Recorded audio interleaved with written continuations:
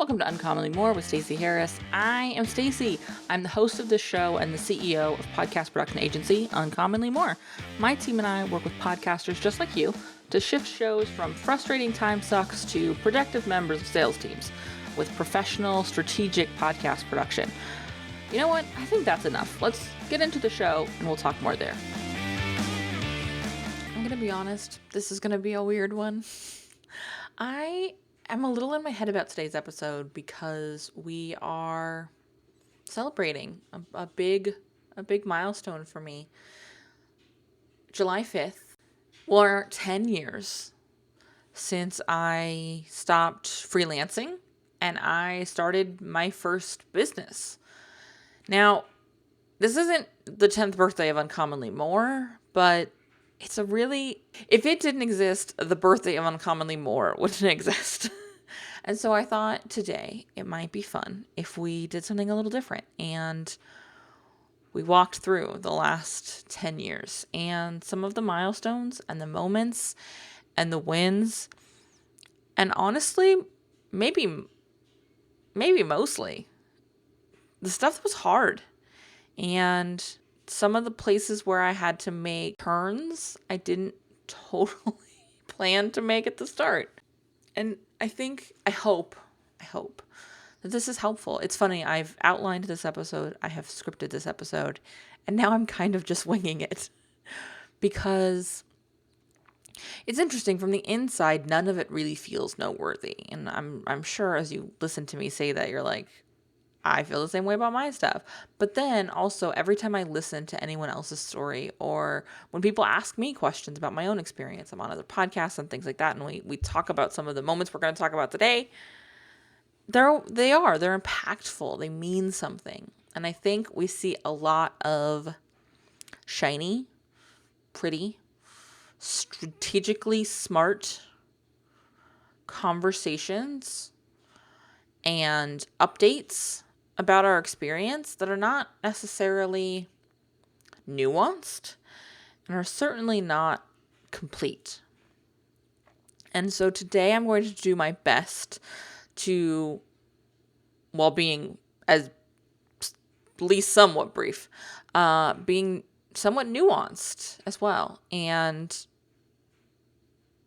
transparent and and I'm going to walk the talk. I'm going to do the thing I always tell our clients to do, which is to really share whenever it's relevant reality and what you've experienced. Because I think for a lot of us who are service-based, we're coaches, we're service providers, we're consultants, we are strategists, we are designers, we're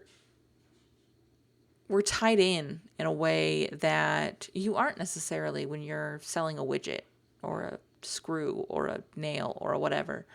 And so I want to be true to that. And it's a little uncomfortable, but I still think this is a good idea. So let's dig into it. To start the story, we have to start. And so we go back to the beginning. The year was 2011. It was a simpler time. Extreme side bangs were the part of choice. Yeah. In 2011, I had a 2-year-old son. It was January of 2011, and I had been a stay-at-home mom for 2 years. And I didn't love it. And I have told my son this, so if he ever finds this podcast, he won't be offended. I think it's a wonderful, amazing, incredible gift that I was able to spend so much time with Colin those first 2 years of his life. It's something I'm endlessly grateful for, and it's not what I wanted for all of my life. And so I decided I was going to go back to work. I started looking for jobs because that's all I'd ever done is have jobs. I, at the time, did not think of myself as particularly entrepreneurial. In retrospect, I find that my entrepreneurial spirit started much, much younger. Hustling cash has been in me since the start. But I didn't really realize that until I had became an entrepreneur and had a really firm understanding of what this meant to own a company and to own a business and to run my life this way. Anyways, I started looking at jobs, and the options sucked hard. And they all meant making not a lot of money and being gone and away from my son for 10, 12, 14 hours a day when you factor in commutes and things like that. And that sounded shitty. I didn't want to do that. Even though I knew I didn't want to be a full-time stay-at-home mom, I also didn't want to be a full-time work away from the home mom. And so, as taught by my very feminist mother, I went to find a way to get what I wanted, regardless of what the structures were presenting me as an option. And so I started Googling, which is something I would not recommend to anyone ever. Certainly, it was a bad idea in 2011. It's a substantially worse idea now. I Googled jobs I can do from home. I don't know, maybe this is actually a great thing to Google in 2021, but it wasn't a great idea. But it worked. I found a site at the time called Odesk. It's now Upwork. And I started offering whatever skills I could to the open market. And I was a freelancer, and that started in January of 2011. Fast forward to March, April, May maybe of 2011, and I'm not actually loving freelancing. It's meaning a lot of time sort of just answering ads and taking whatever's there. And I had built relationships with some long-standing clients already doing essentially VA work. But to make it work the way I needed to make it work, they were actually paying me to just sit at my desk and wait for them to need me for something. And I was like, this has got to be a better way to do this. And so I started looking at virtual assistant work, because that's the term I had been hired for over and over again on Upwork. And I didn't actually knew what it meant. Like I didn't understand it as a concept. And I found so many incredible resources. And I went, this is like a whole thing. I could cut out Upwork. I could lose the fee, keep more of my money, and set the terms in a way that worked more efficiently for my clients and I. And so I did a thing you're not supposed to do on Upwork and you weren't supposed to do on Odesk, which is I went to the clients who I liked the most and wanted to keep a relationship with and said, hey, I'm starting a business. I will no longer be offering my services through Upwork starting July 1st. I said I was going to no longer be offering services through Upwork starting July 1st. And if you want to continue with me, these would be the packages that were available. And it just so happened to work out that it was about the same cost for all of my clients, but they would get X amount of hours per month. And I would just track those hours as they were used. They actually loved this. And on July 5th, I had my first day as on-demand virtual assistant owner, Stacey Harris. And that was how it started. And that's when I talk about building this agency was me failing forward, I want to talk about what my goals were then. My goals 10 years ago were to build a paycheck. That's it. Mostly so that we would have a little extra money each month, but also so that we could have money to save for my son's education and maybe go on vacations once in a while. Because my husband made good money. It paid all our bills. We didn't live in a particularly expensive place to live. We lived in Phoenix, Arizona at the time. Well, and technically we lived in Avondale, Arizona at the time, which is a suburb of Phoenix. And it worked. Our life were fine in that option. And so I didn't need to make a ton of money. And so I was like, if I could just make a little bit extra, that'd be great. So we built it out. And those were my goals, just to make a little extra. we're going to fast forward now to 2012. I don't really love doing VA work and tracking hours and doing like data entry stuff. But I had clients hire me to manage stuff like Twitter. And I had gotten involved in a lot of like Twitter chats and Facebook groups. That's how I was getting my clients. All of them were coming from social media. And I was writing blogs. It was heinous. Oh, I think I'd written like 4 in a year at this point. It was terrible. So, but it was working. I was making more than I expected to make. The business was profitable. Also, the business cost almost nothing. So, it's been about a year. Everything's working. But also, I'm working a ton.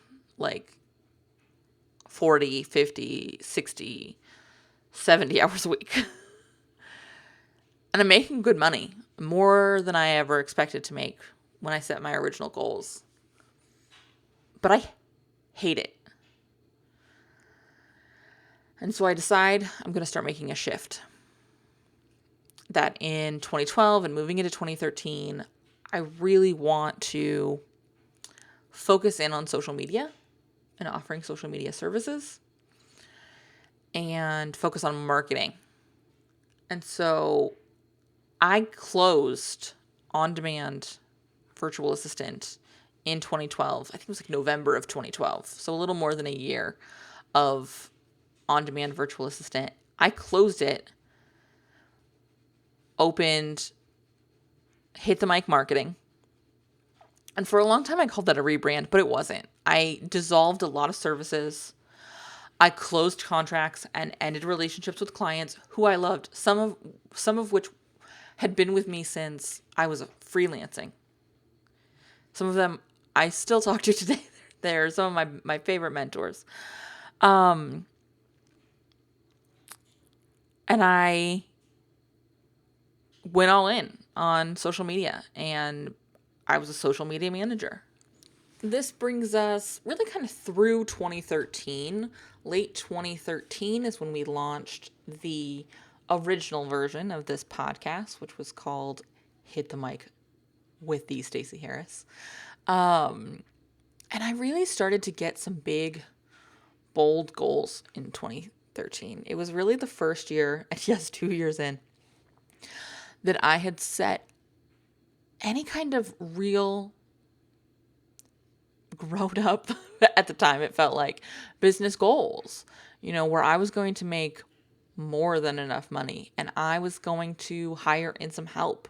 It's when I started, I hired my first virtual assistant that year to help with client work.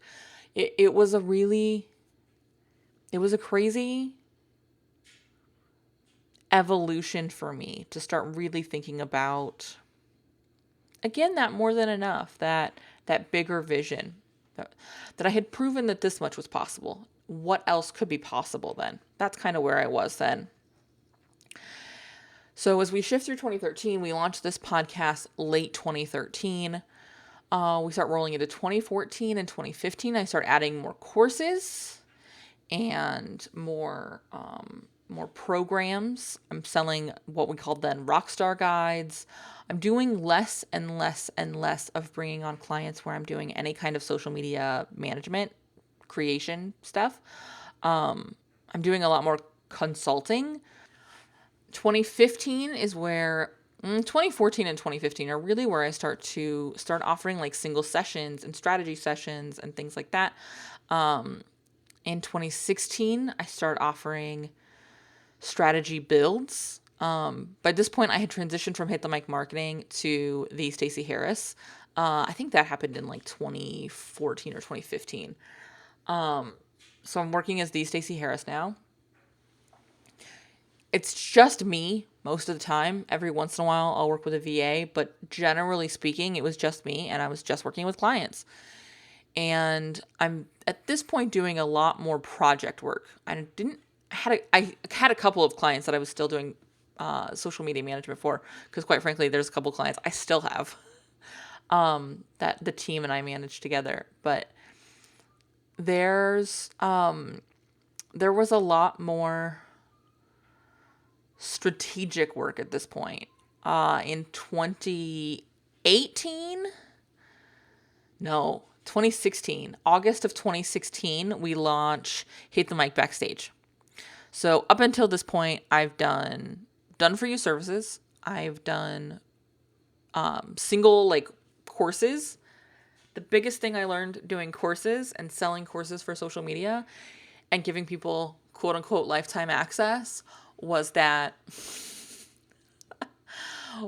when you sell a social media program and you give people access forever, you need to keep it updated forever. And so at this point, you've built them like 12 courses and my prices were abysmal, like for the $100 they paid me, which is what inspired me launching the membership in 2016. But do you know what I totally blew past? And I cannot believe it. So rewind, January 2015,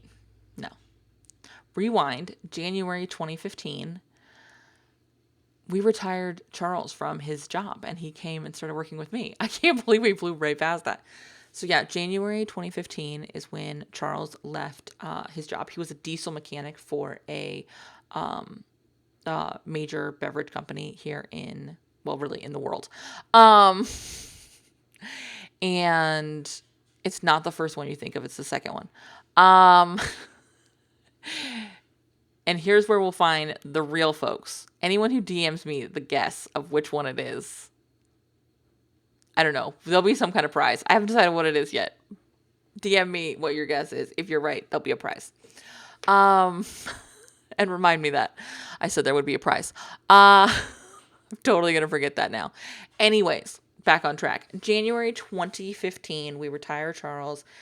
At that point, we had talked about it a couple of times. We had been like, oh yeah, we're going to do this then. And we'd just not done it. And so we figured out he'd had a lot of rough stuff at his job. His schedule was gnarly. He worked from 3 a.m. to 11 a.m. It was awful. And that was actually a relief because he had worked from 2 p.m. to 1 a.m. before that. So this was improvement. It was time for him to go. And so we retired him and he started working with me in what was at the time, the Stacey Harris, helping me with a lot of scheduling. So if you were a social media management client starting in 2015, I didn't schedule your content. Charles has scheduled pretty much every social update for me or clients since January of 2015. And that was fun. That was a big deal. It's when the way I thought about my business had to shift and was in a lot of ways really challenged. At this point, 4 years, I'd thought about it as a way to make extra money. And the reality of being the sole provider for my family really settled in 2015. And it was difficult. It was, there was a lot of pressure that came with it. There was a lot of change that came with it. There were a lot of conversations that had to come with it because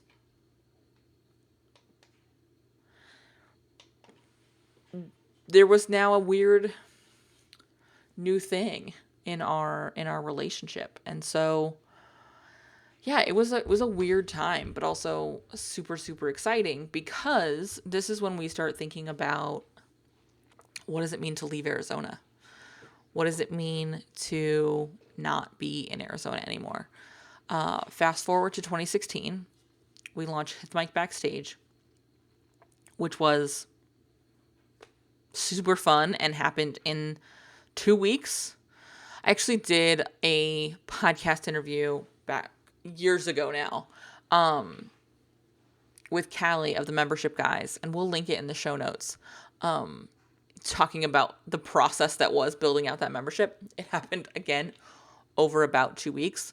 My best friend Brandy Lawson, who also has an incredible podcast we'll link to in the show notes, and I were talking about it, and I was like, yeah, what I really want to build out is a membership, and I'd have to figure out what I want to be in and all this content. She's like, you do a webinar every month and you have how many courses? Why is that not the membership content? And I went, oh, wait, I do. And I think at that point I may have only had 2 courses, maybe 3. We had the Rockstar Guide to Facebook. I think the Rockstar Guide to Podcasting existed then, which still exists. And at some point, maybe we'll do something with. Although at this point, it's probably outdated. And I think the Rockstar Guide to Google Plus maybe existed then. I think we maybe launched Backstage with that course. I can't remember now. But it was, and by the way, Google Plus is not even a thing anymore. That's how old I am. And so it was really, really, it was a really fun time. Shifting from courses to a membership was probably one of the more fun things, even as I look back at it, in my business. And one of the decisions I'm most glad I did. And that was the bulk of what I did for the next couple of years. I still took on clients to do projects. I was building a lot of strategies. I had one-on-one calls. We had an upsell for Backstage that was a monthly call with me as well. Fast forward to 2016, and we move. We leave Phoenix. I guess we're still in 2016. Oh man, that all happened at the same time. We moved. We left Phoenix and moved to California. It was the best decision I've ever made. I didn't know what it felt like to be at home until I lived here. And it is something that never would have been possible had I not started my business. Not just because jobs would have always kept us in Phoenix, not because Charles and I couldn't have gotten jobs in California. But what I had built at that point and the salary I was able to provide my family is what made it possible. And there are certainly other ways to generate the salary I have now and that I had then, but it wouldn't have been in the trajectory had I not done this. And so that was a huge sort of personal milestone for us. In 2018, I'm really ready to build a company. And I start thinking about taking the strategies I've been building for clients and offering back-end implementation. Because at that point, I had been building strategies for clients for 2 or 3 years. And the thing that I ran into over and over again is that they weren't implementing. Or they were hiring someone else and they weren't implementing in the way I would have liked. They weren't implementing to the degree of success I would have liked. And so we start, and over and over again, I hear from clients, I wish I could just hire you to do this. And however, I have no desire to be back in day-to-day management because it's a lot. It's a lot of work. And so I decide to launch Uncommonly More, which officially launched January of 2019, but quietly soft opened in the summer of 2018. And I reached out to a client who I had built a strategy for and who had worked with me one-on-one all the way back starting in 2015. And I said, hey, I'm thinking about starting an agency. I'm thinking about offering the implementation side of the strategy. If that's interesting to you or you know somebody who that might be helpful for, I'd love to talk. And she was like, that would be great. I would love that. Let's talk next week. By the end of the current week that we were in, I had an email that said, can you just send me a proposal? I'm in.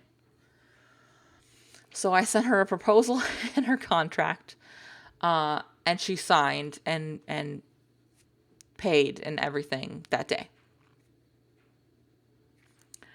And unofficially, very quietly, and somewhat accidentally, Uncommonly More is born. And we start looking at what it looks like to get some implementation going. Fast forward just a couple of months to December. I've brought on a couple more production clients. Not production clients. I'm sorry, agency clients.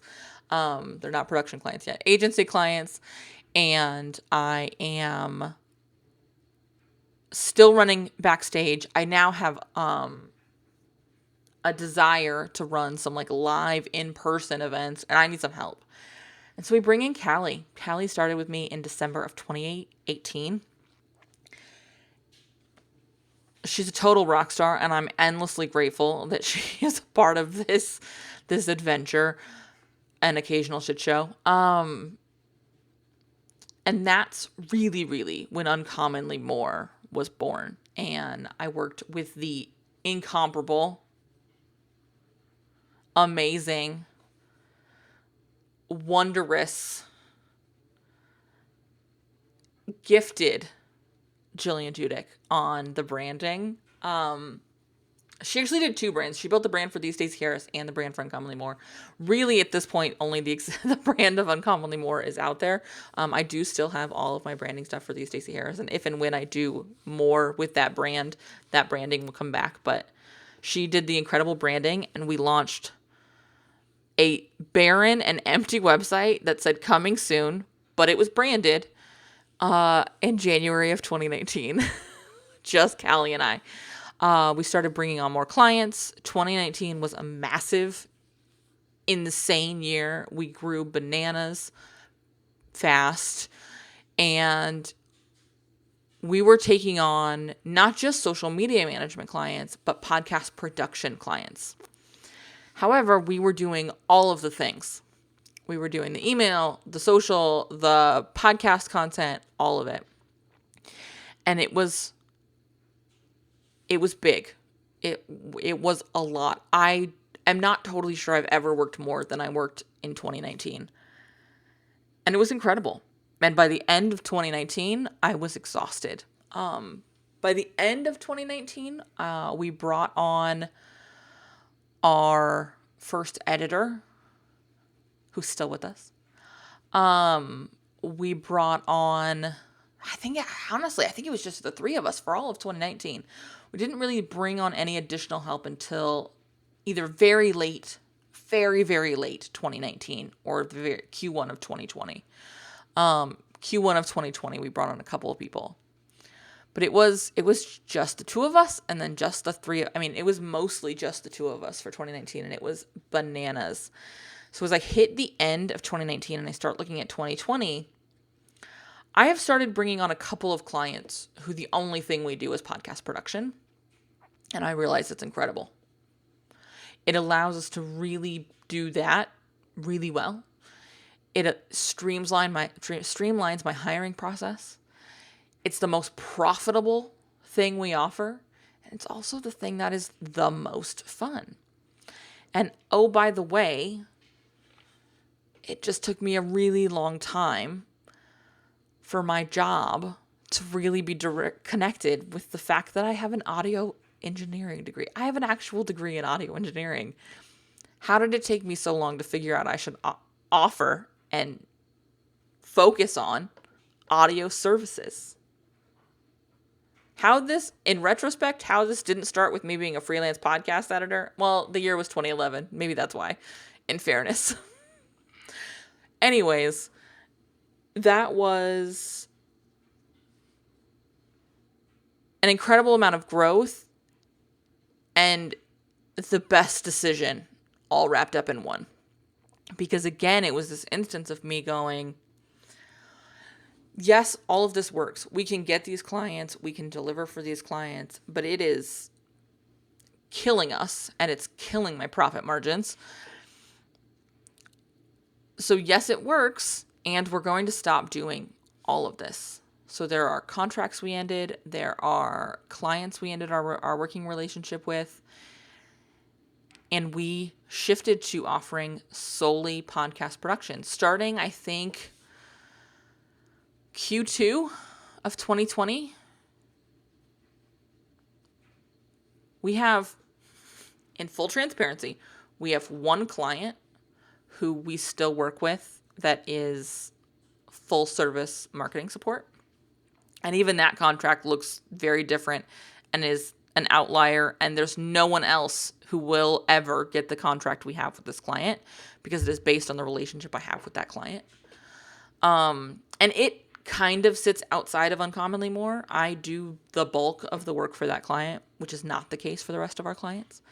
And then I do still have 2 clients from my social media management days where we do social media and email stuff because I can't let them go because I love them so much. They'll never hear the show.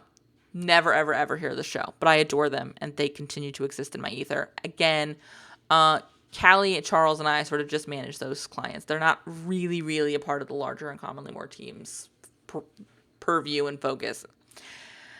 So outside of those 3 outliers, we started taking on solely production clients.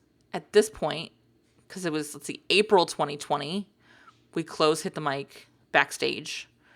I decided in 2020 I'm offering no live events because in 2019 we did, I think, 4 or 6 live events, 1 in person and a bunch virtual. Because I was cool before, virtual events. I was holding virtual workshops. That's right. Cutting edge. This episode is crazy. I apologize. As we move into 2020 and we're doing all of this ending, I see my first year where my revenue is down year over year. So we had incredible, massive growth in 2019. And then in 2020, we closed a lot of doors and we opened a lot of new windows, but my revenue was down a little bit. Also, the world was going through a global pandemic.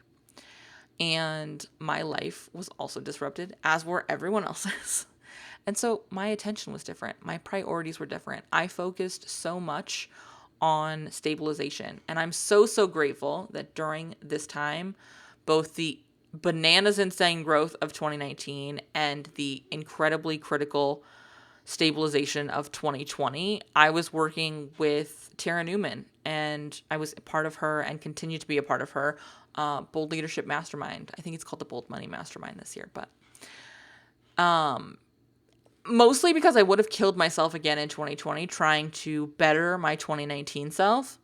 When it was built on a house of cards, baby. It was insane. And by the way, in December of 2019, we did nothing because I was working constantly. Same is true of December of 2018.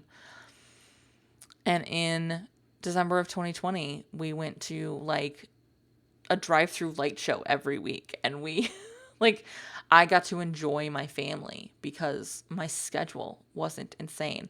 I went from working 12-hour days as a norm, as a usual day, and 14-hour days as a long day, to I work 6 to 8 hours now. Some days I work 10, some days I work 4, depending on the day and the season we're in the business. And so it was a massive shift. And a lot of that goes to the support and accountability and honesty that came from working with Tara and having a support system around me from the people in those programs and having built a really clear look at the kind of clients we serve and who we work with, and how they show up for the work we do together. So now we are in 2021 and we're halfway through 2021 and things are good. We still only have production clients, except for my 3 outliers. We've grown more and more this year. We've officially done our price increase now, that we've been talking about for weeks and weeks and weeks. And it's been really incredible. Our team is 6 of us now.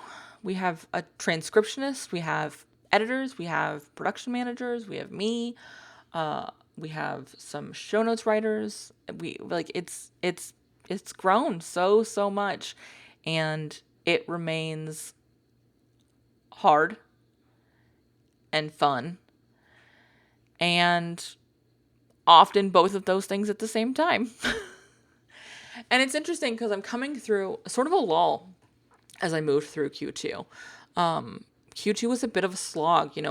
We, in the last handful of quarters and really over the course of 2020, did so much to add efficiency and streamline what we do that now when things are out of sorts, it is so uncomfortable and so obvious, which is great and frustrating. Again, often both at the same time. And so as we streamlined our sales process, and that felt really good, we realized, oh, cool, so we're bringing on more clients. Well, that highlighted some of the inefficiencies that still existed in our system.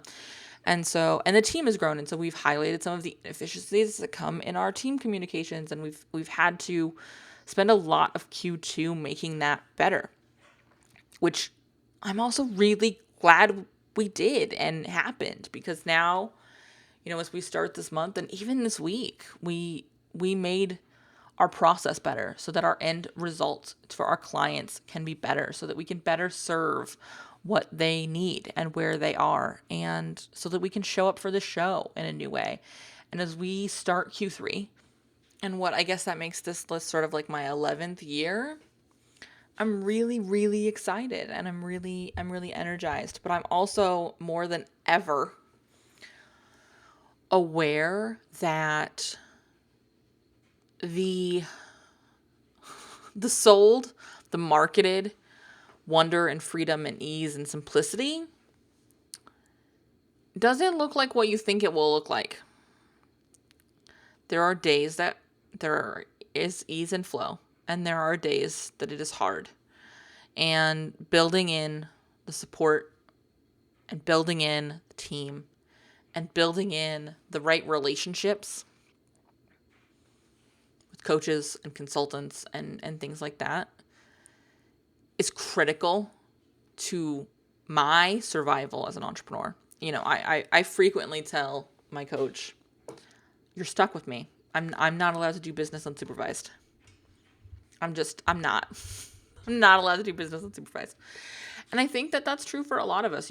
We hear that from clients even. Like, they have no desire to do their show without us involved, because we're part of the guardrail for them. We're part of the infrastructure for that actually getting done and out there in the world. And that's fun. It's fun to have that. And so I want to encourage you to get those things in your business if right now you are not feeling excited and energized about the second half of the year. And by the way, if you're not feeling excited and energized, that's allowed too. None of us feel excited all the time. Definitely something I wish I had known sooner. Definitely. This was a chaotic and somewhat long episode. I hope it was helpful. Gave you some insights. I do remember the prize. So DM me on Instagram your guesses, and I will think of a prize sometime before this episode goes live. If you would like to learn more about working with us and get some support with your own podcast production, which, by the way, I didn't start using the team for my podcast production, even though we had a team and offered exclusively podcast production, until like late 2019, early 2020. Best thing I've done. I was like, oh my God, this is why our clients love us. This is fantastic. Anyways, if you would like to experience that too, head over to uncommonlymore.com/podcast production, and we'll work it out. We'll find a time to chat, and we can talk about what production services can look like for you. All right? Thank you for listening. Thank you for an incredible 10 years. And here's to like 147 more. All right? I will see you next week. If you made it to this point of the show and you still happen to be listening, which statistically is unlikely. I want to say thank you for listening. Thanks for hanging out with me today, and I want to hear from you. So reach out on social or via email and let me know what actions you're going to take from today's episode, because honestly, that's why we produce the show. That's why I record this show. That's why my team does all the work to release this show, is so that we can help you. We can help make a difference in your show and consequently in your business. If you haven't left a review for the show, head over to ratethispod.com/more. It's an easy way to show some love to the show and also help us reach more podcasters who are looking for the same kind of support you were looking for. If you have any suggestions or ideas or thoughts you would like me to address on the show, be sure to reach out. Again, like I say a lot, this is the start of the conversation, and I can't wait to hear what you have to say.